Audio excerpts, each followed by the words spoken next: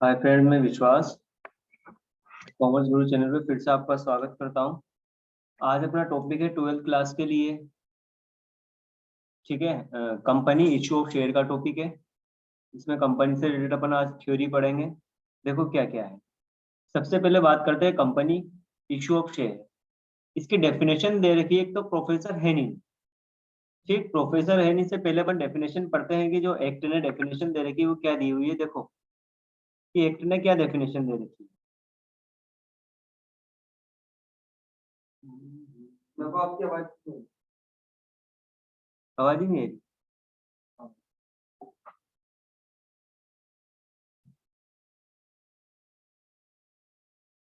अब देखो प्रोफेसर है, इससे पहले अपन डेफिनेशन पढ़ते हैं। ये क्या डेफिनेशन है देखो। Section B, section 20, section 220 of companies act 2013। Company means company incorporated under this act और under any previous company law. देखो डेफिनेशन क्या दी हुई है, देखना ढंग से। उन्होंने डेफिनेशन दी हुई है, देखो क्या है।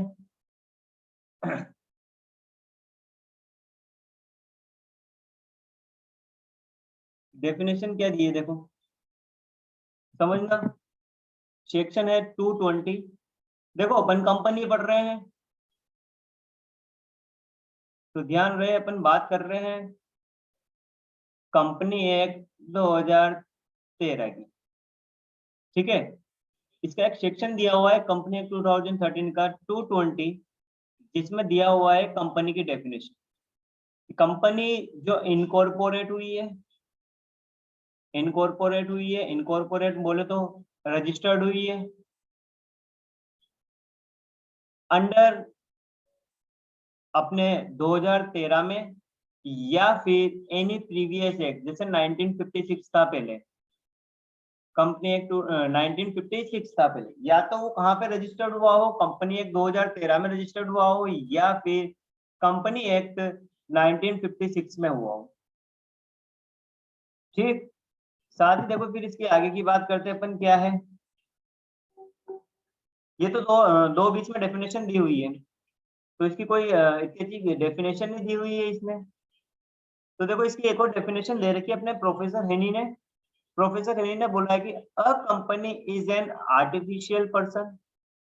आर्टिफिशियल पर्सन बोले तो कृत्रिम व्यक्ति। ठीक है, जो अपन ने बनाया है। एक होता है नेचुरल, जो बाय नेचर होता है। एक होता है आर्टिफिशियल, जिसको अपन ने आदमियों ने, इंसानों ने बनाया है। A company is an artificial person. ये है created by law, having separate legal entity, यानी कि मेंबर और कंपनी दोनों अलग अलग होते हैं। With a perpetual succession. Perpetual succession बोलते जो लगातार चलते रहेंगे।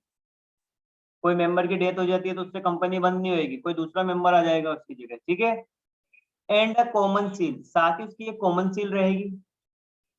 यानी कि प्रोफेसर हेरी ने जो डेफिनेशन दी है वो दी है कि a company is an artificial person created by law, having separate legal entity with a perpetual succession and a common seal. ठीक, वही सेक्शन 220 ने जो डेफिनेशन दी है 220 ने, वो क्या दी हुई है देखो। जो 220 ने डेफिनेशन दी है उसके लिए देखो क्या बोला है कि कंपनी जो इनकॉर्पोरेट हुई है अंडर दिस एक्ट बोलते हो company act 2013 and under any previous company law. ठीक, अपन आगे की बात करते हैं अपनी कि कंपनी एक्ट 2013 है। अब अपन इशू ऑफ शेयर पढ़ रहे हैं तो सबसे पहले बात करते हैं शेयर की। शेयर होते क्या है। ठीक है, शेयर के लिए यहाँ पे बोला गया है कि शेयर क्या है, मूवेबल प्रॉपर्टी है। ठीक, अब देखो शेयर के बारे में अपन पढ़ते हैं तो देखो क्या आता है। और अगर शेयर की बात करें अपन पर्टिकुलर, तो देखो शेयर का मतलब क्या क्या हो सकता है। ये लो सर, अपने हैं शेयर दो तरह के। एक है इक्विटी शेयर, एक है प्रेफरेंस शेयर। देखो मोस्ट इंपोर्टेंट यहाँ से क्वेश्चन आता है 3 से 4 नंबर का डिफरेंस। क्वेश्चन आता है कि difference between equity share and preference share. अब देखो अगर डिफरेंस की बात करते हो तो अपन पहले बेसिक ले लेते हैं, इक्विटी शेयर और प्रेफरेंस शेयर। ठीक, अब देखो बेसिक में अपन क्या क्या लेते हैं, बेसिस में ये लो अपना इक्विटी शेयर आ गया। सबसे पहले बात करते हैं ओनर, सबसे पहले बात करते हैं अपन ओनर की। ये ओनर होते हैं पर ये ओनर नहीं होते। ठीक, वहीं अगर अपन सेकंड बात करते हैं वोटिंग राइट की, अगर वोटिंग राइट की यानी कि मताधिकार किनको मिलेगा, तो ध्यान रहे इक्विटी शेयर को वोटिंग राइट मिलेगा, बट प्रेफरेंस शेयर को कोई भी वोटिंग राइट नहीं दिया जाए। ठीक, थर्ड पॉइंट की बात करते हैं अपन, फिक्स्ड रेट से डिविडेंड किन्हें मिलेगा, फिक्स्ड रेट ऑफ डिविडेंड। तो ध्यान रहे इक्विटी शेयर को फिक्स रेट से नहीं मिलता है, जबकि किसको मिलता है, प्रेफरेंस शेयर को फिक्स रेट से क्या मिलेगा, डिविडेंड मिलेगा।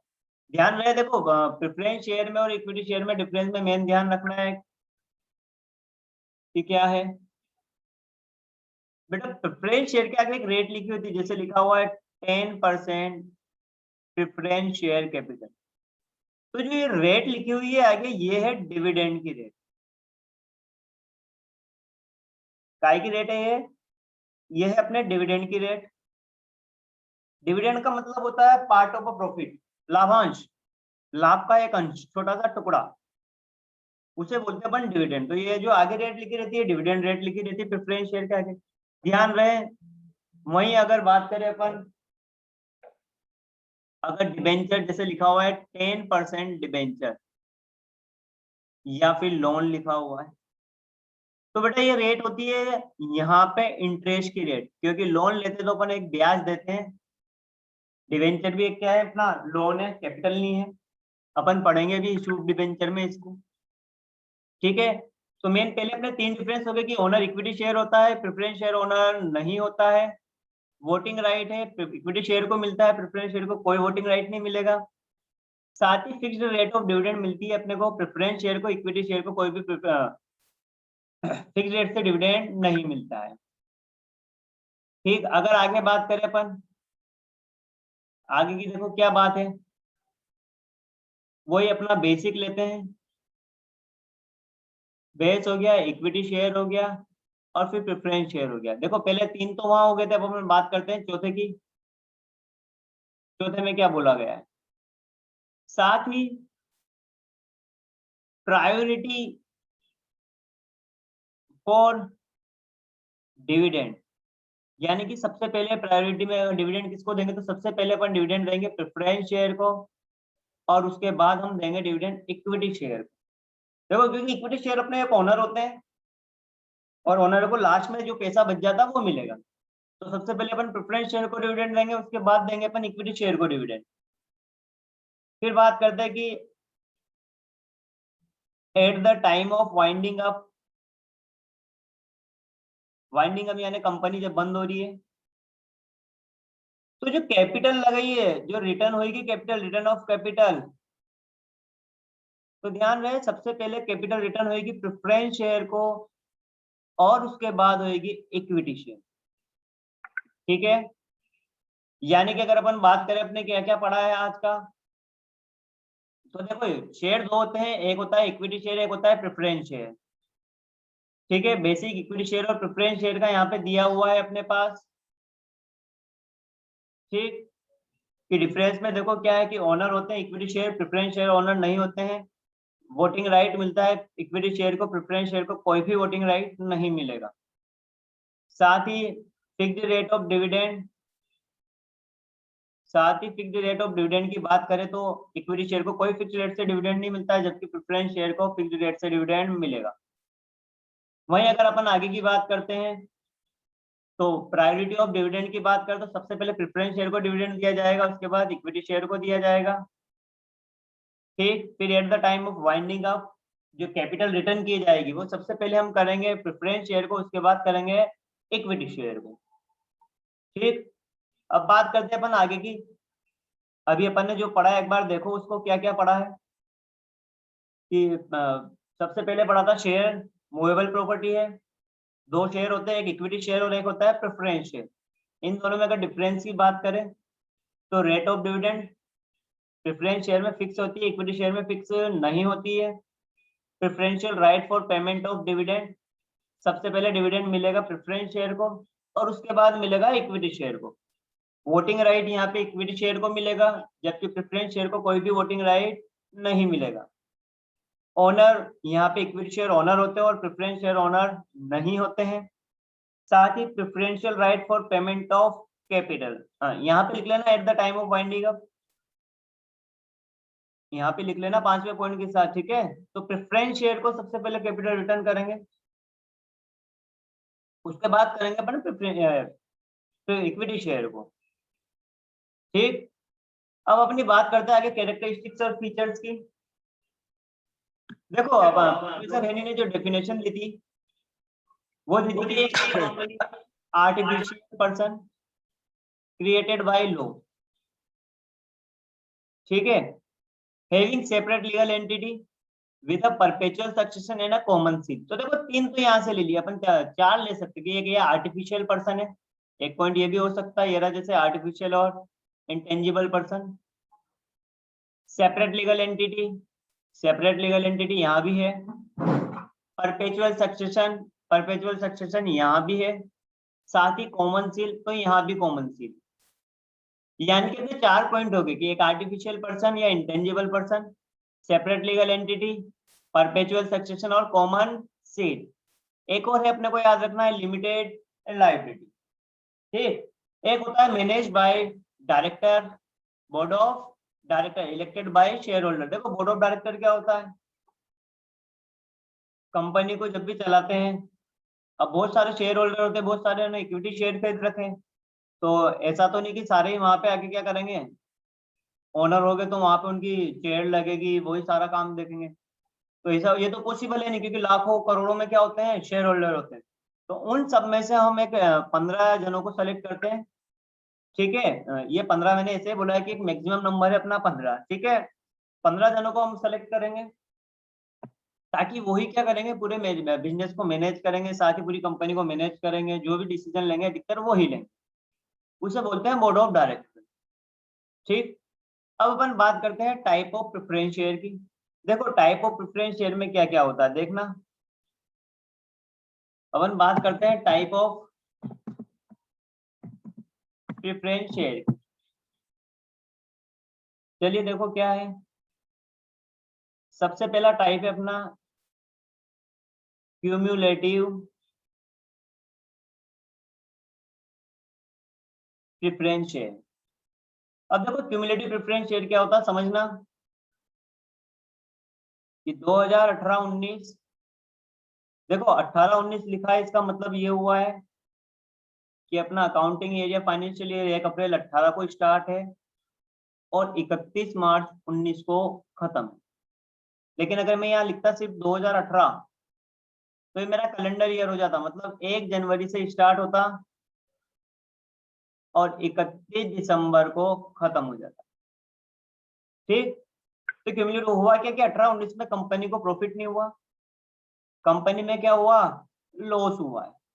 अब कंपनी को लॉस हुआ है, अब मान लो कंपनी को लॉस हुआ है, तो इस ईयर में कंपनी ने प्रेफरेंस शेयर का डिविडेंड नहीं दिया, प्रेफरेंस शेयर का क्या नहीं दिया, डिविडेंड नहीं दिया। 2019-20 की बात करते हैं, कंपनी को अच्छा क्या हो गया, प्रॉफिट हो गया, ठीक है, कंपनी को क्या हो गया, प्रॉफिट। तो कंपनी उस प्रेफरेंस शेयर होल्डर को 18-19 का भी डिविडेंड देगी और साथ ही 19-20 का भी डिविडेंड, यानी कि जो 18-19 का जो डिविडेंड है इसे बोलते हैं अपन arrear, arrear of preference share dividend. यानी कि क्यूमुलेटिव की बात करें तो क्यूमुलेटिव में ये है कि अगर कोई अरियर है प्रेफरेंस शेयर डिविडेंड का तो वो भी हम क्या करेंगे, रिसीव करेंगे, ठीक। जैसे देखो यहाँ पे लिखा हुआ है cumulative preference share holder receive the arrear of preference share dividend, ठीक। वहीं अगर बात करें नॉन क्यूमुलेटिव की, अगर नॉन क्यूमुलेटिव की बात की जाए तो देखो क्या होगा नॉन क्यूमुलेटिव में, नॉन क्यूमुलेटिव यानी कि क्यूमुलेटिव में एरियर मिलता है लेकिन नॉन क्यूमुलेटिव में नहीं मिलेगा। ठीक, अब अपन बात करते हैं पार्टिसिपेटिंग प्रेफरेंस शेयर। देखो पार्टिसिपेटिंग प्रेफरेंस शेयर में क्या है,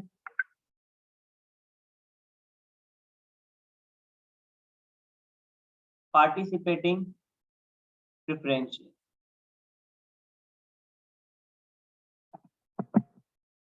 पार्टिसिपेटिंग ये हो गया अपना प्रेफरेंस शेयर। अब देखो पार्टिसिपेटिंग प्रेफरेंस शेयर क्या होता है, मान लो 18-19 है, अपनी कंपनी है मान लो एक्स वाई लिमिटेड, ठीक है, कंपनी को मान लो प्रॉफिट हुआ है 1,00,000 रुपए का, कंपनी को कितने का प्रॉफिट हो गया 1।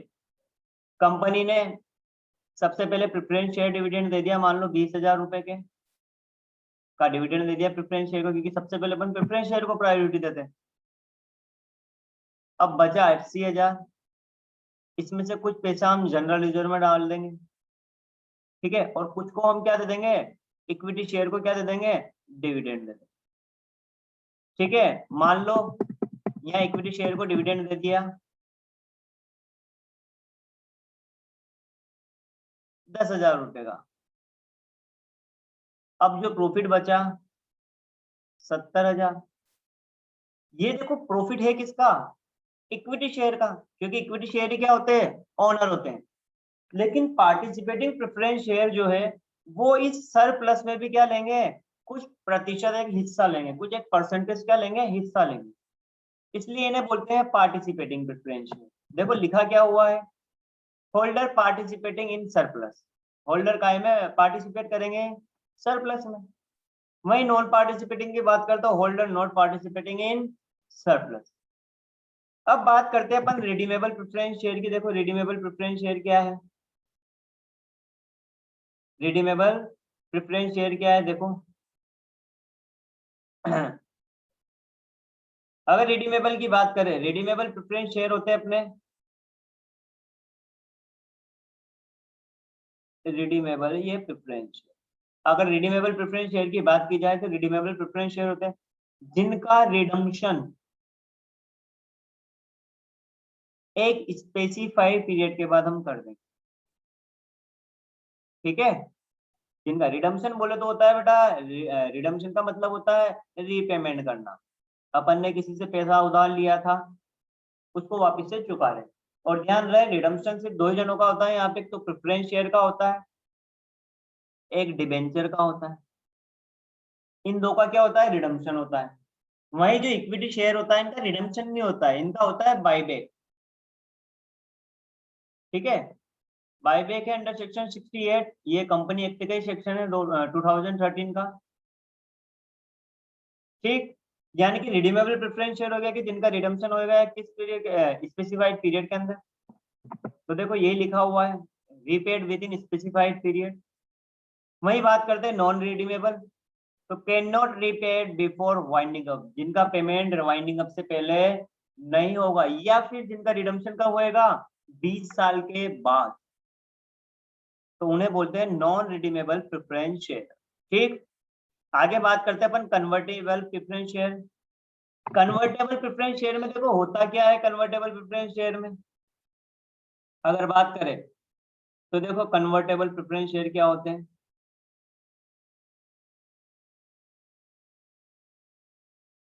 यहाँ पे जो होल्डर होते हैं प्रेफरेंस, देखो जो प्रेफरेंस जो खरीदता है उसे बोलते हैं preference share holder, equity share जो खरीदता है उसे बोलते हैं अपन इक्विटी शेयर होल्डर। अब जो प्रेफरेंस शेयर होल्डर हो इनको अपन एक ऑप्शन देते हैं कि वो या तो क्या कह ले, कैश में पेमेंट ले ले, और अगर कैश में नहीं लेते हैं तो क्या ले ले, कंपनी से इक्विटी शेयर ले ले। ठीक है, तो इसे बोलते हैं कन्वर्टेबल प्रेफरेंस शेयर, यानी कि convertible holder convert preference share into equity share eight there option. ठीक, अगर आगे बात करते हैं नॉन कन्वर्टेबल प्रेफरेंस शेयर, तो holder can not convert preference share into equity share. अगर देखो इसके अगर अपन टेबल की बात करें, एक टेबल बना लेते हैं अपन इसके लिए। देखो टेबल में क्या है, ये लो साहब, सबसे पहला था अपना क्यूमुलेटिव। तो इसमें अपन ने बोला है क्यूमुलेटिव वालों को क्या बोला है कि इनको अरियर मिल जाएगा, arrear of preference share dividend ये रिसीव कर सकते हैं। ठीक है, वहीं अगर अपन बात करें नॉन क्यूमुलेटिव की,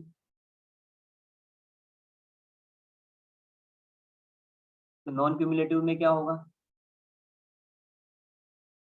जो अरियर है जो ऊपर लिखा हुआ है पूरा वो नहीं मिले। ठीक, वहीं अगर बात करें अपन participating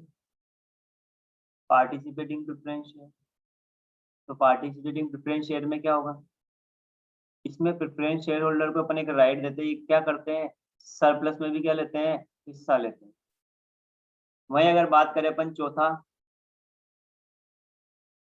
non participating preference share, तो नॉन पार्टिसिपेटिंग में क्या होगा, देखो कि प्रेफरेंस शेयर होल्डर सरप्लस में हिस्सा नहीं लेंगे और पार्टिसिपेटिंग में लेंगे। ठीक है, पांचवे की बात करते हैं अपन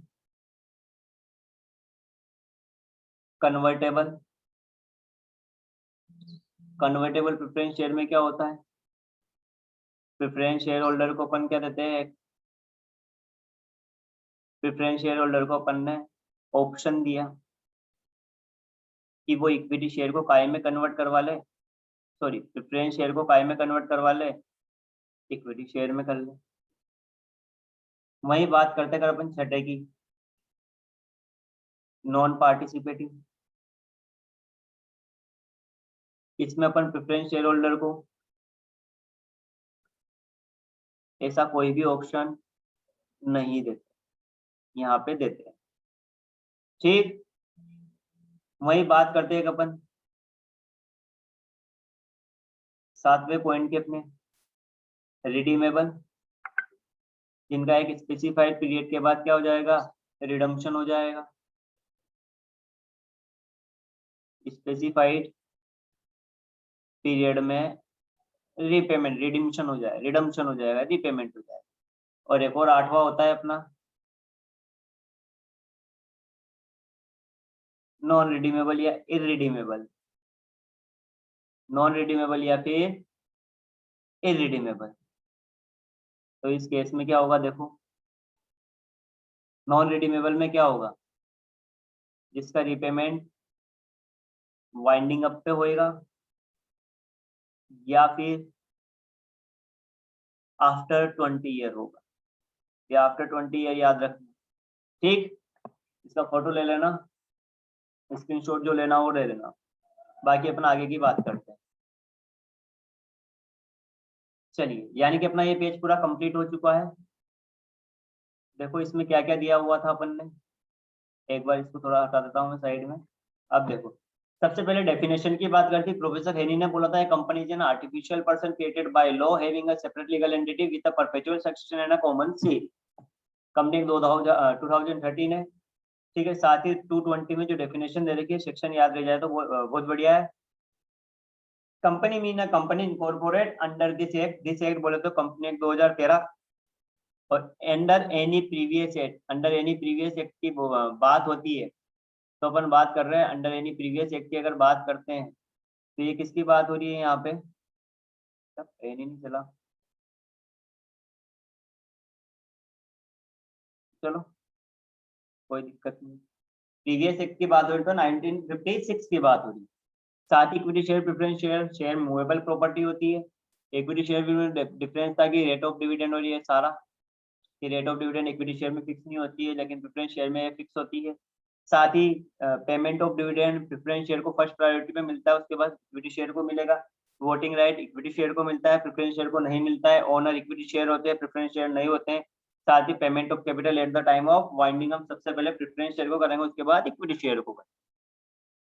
फिर अगर कंपनी की कैरेक्टरिस्टिक और फीचर्स की बात करें तो ये शायद अपने डेफिनेशन में उतारे थे कि आर्टिफिशियल पर्सन या intangible person, separate legal entity, perpetual succession और कॉमन सी। ठीक है, साथ ही लिमिटेड लायबिलिटी एक और पॉइंट था। और manage by board of director. Type of preference share cumulative पढ़ा था, जिसको एरियर मिलता है प्रेफरेंस शेयर डिविडेंड का, नॉन क्यूमुलेटिव में नहीं मिलता है। पार्टिसिपेटिंग जो सरप्लस में पार्टिसिपेट करते हैं, नॉन पार्टिसिपेट जो सरप्लस में पार्टिसिपेट नहीं करते। रिडीमेबल प्रेफरेंस शेयर जिनका रिपेमेंट हो जाएगा एक स्पेसिफाइड पीरियड में, नॉन रिडीमेबल जिनका स्पेसिफाइड पीरियड में रिडम्पशन नहीं होगा, यानी कि जिनका रिपेमेंट होगा eight the time of winding up या फिर 20 साल बाद। कन्वर्टेबल प्रेफरेंस शेयर जिसमें होल्डर को अपना ऑप्शन देते हैं कि वो अपने प्रेफरेंस शेयर को काय में कन्वर्ट कर ले, इक्विटी शेयर। वही नॉन कन्वर्टेबल जिनमें ऐसा कोई भी ऑप्शन नहीं दिया जाता। ठीक है, बाकी अपन कल देखेंगे। Thank you.